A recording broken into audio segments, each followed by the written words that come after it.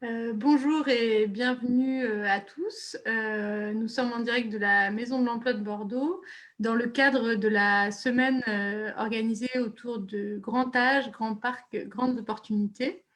Nous faisons aujourd'hui un récapitulatif d'un atelier qui vient d'avoir lieu autour de la conciliation entre la vie personnelle et la vie professionnelle pour les métiers du médico-social et des services à la personne. Bonjour à tous. Donc, pour revenir sur cet atelier qui a eu lieu ce matin, effectivement, la thématique de la conciliation vie personnelle, vie professionnelle est importante, peu importe le secteur dans lequel on s'oriente, mais elle l'est d'autant plus dans le secteur du médico-social, de par les spécificités justement de ce secteur. Donc, on va réaborder dans la suite de notre live justement les spécificités en question, mais ce qu'on souhaitait vraiment mettre en évidence dans cet atelier, c'était les contraintes et les atouts qu'offrent ces métiers du secteur médico-social, surtout d'informer et de sensibiliser pour s'orienter vers ces métiers en toute connaissance, sachant qu'il n'y a pas de choix arrêté. On est sur des métiers où les passerelles sont possibles d'un métier à un autre, d'un environnement à un autre, mais il est bon de savoir en amont effectivement à quoi s'attendre sur cette thématique de la conciliation vie pro, vie perso, et surtout quels sont les leviers qu'on peut utiliser pour justement venir lever les freins évalués. Nous avons eu ce matin l'intervention d'un professionnel de Pôle emploi. C'était vraiment l'idée de cet atelier, c'était de partir de quelque chose d'assez général pour arriver sur du spécifique. Donc nous avons souhaité d'abord aborder toutes les aides que vous pouvez mobiliser pour penser à un retour à l'emploi, pour reprendre un emploi. Donc Pôle emploi est intervenu et nous a fait part d'un certain nombre d'aides mobilisables, comme par exemple les emplois francs. Vous pouvez vérifier votre éligibilité sur un site qu'on vous redonnera, mais qui est sig.ville.gouv.fr, sur lequel vous pouvez vérifier votre éligibilité aux emplois francs.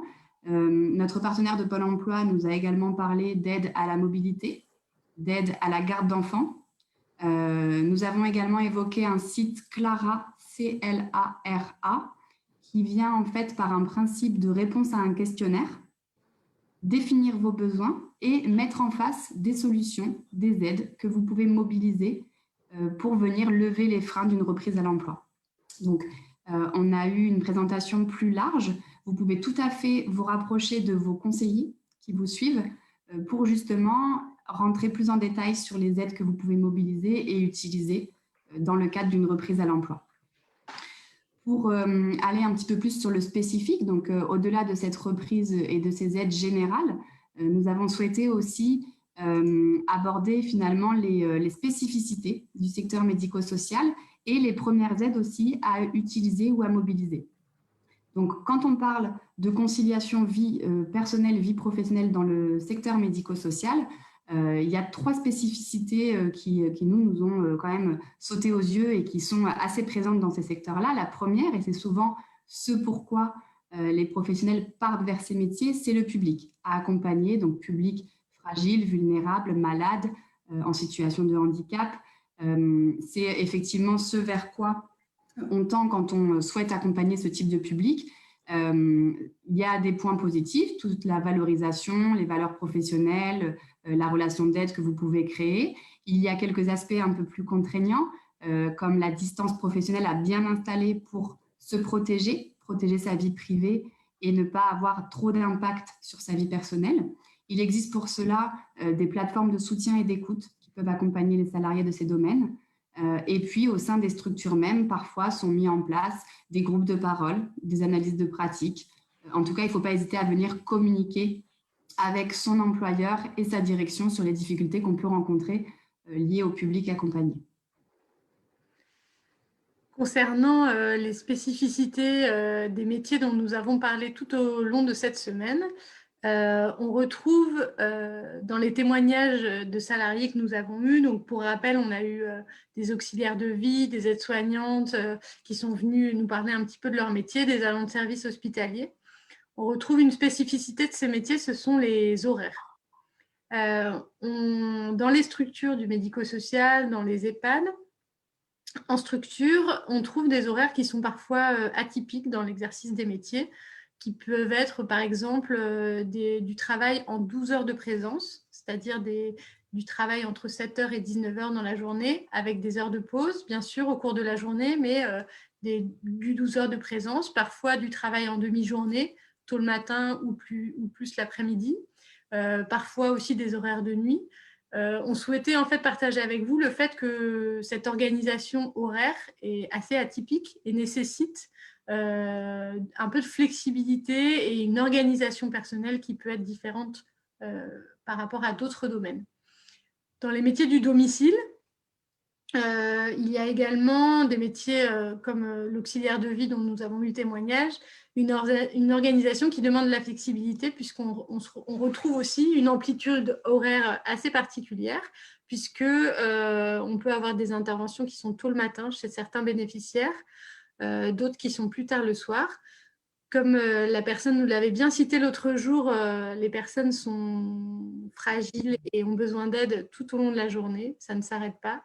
Et du coup, on retrouve une organisation qui peut être une organisation en coupure dans les métiers du domicile, où vous travaillez le matin, vous travaillez le soir et au cours de la journée, vous avez des heures de pause.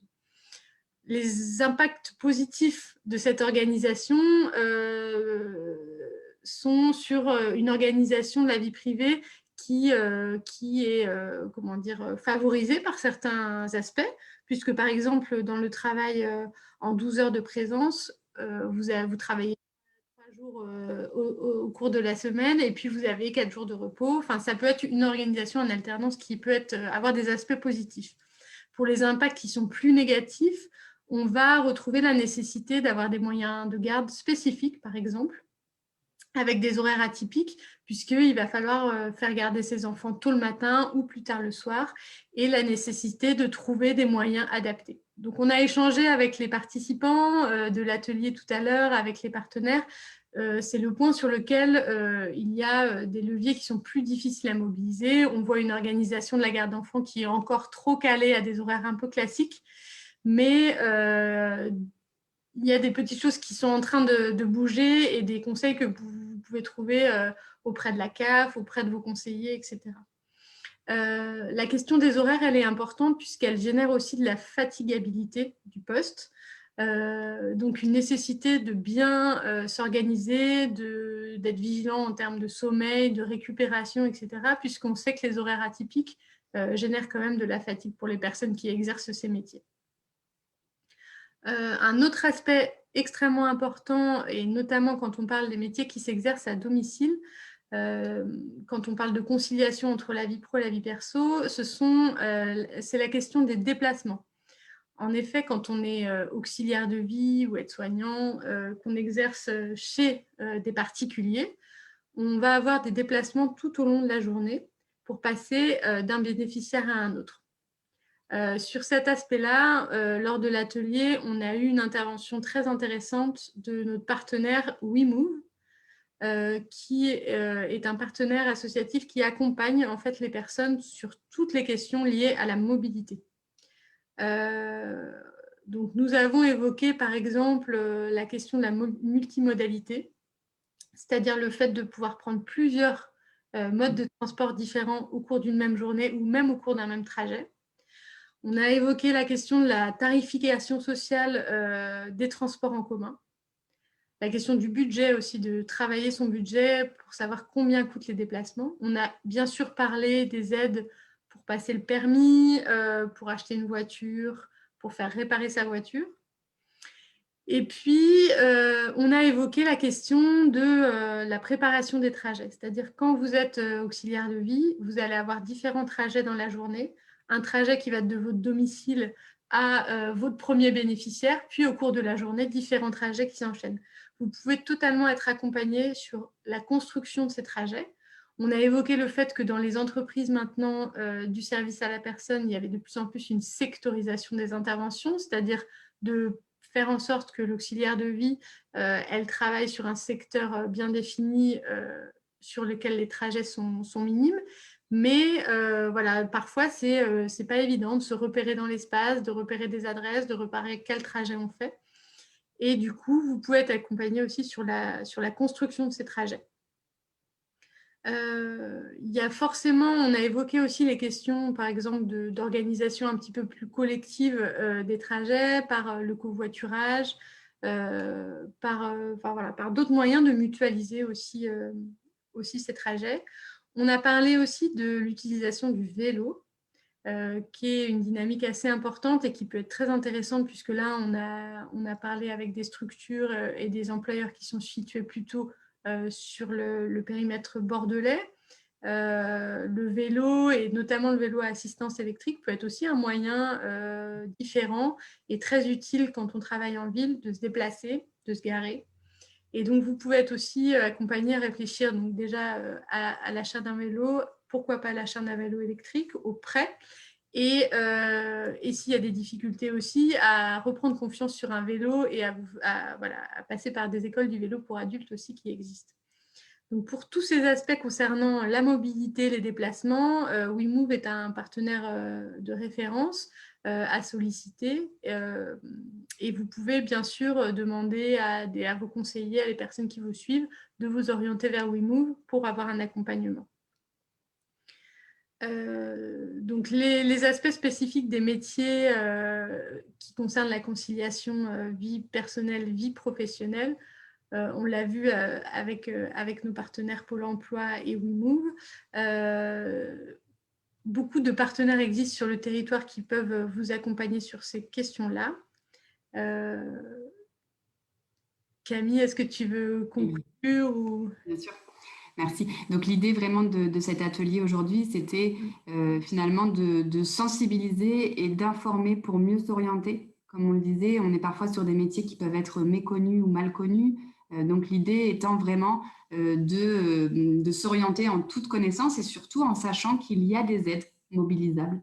Donc il ne faut pas hésiter à se tourner vers les personnes qui vous accompagnent, vers vos conseillers, également vers la Maison de l'Emploi si à l'issue de ce récapitulatif et de cette présentation, vous avez encore des questions, n'hésitez pas à vous tourner vers nous. On pourra tenter d'y répondre ou en tout cas de faciliter les mises en relation avec les partenaires du territoire qui pourront justement vous apporter des réponses à vos questions et faciliter cette mise à l'emploi et cette mise à l'emploi dans le secteur médico-social.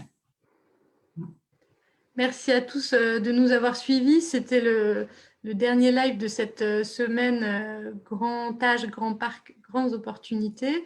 Merci pour votre participation et la Maison de l'Emploi reste à votre disposition pour répondre à vos questions, soit en commentaire de ce live, soit avec un contact plus direct au sein de la Maison de l'Emploi. Bonne journée à tous et merci pour votre suivi.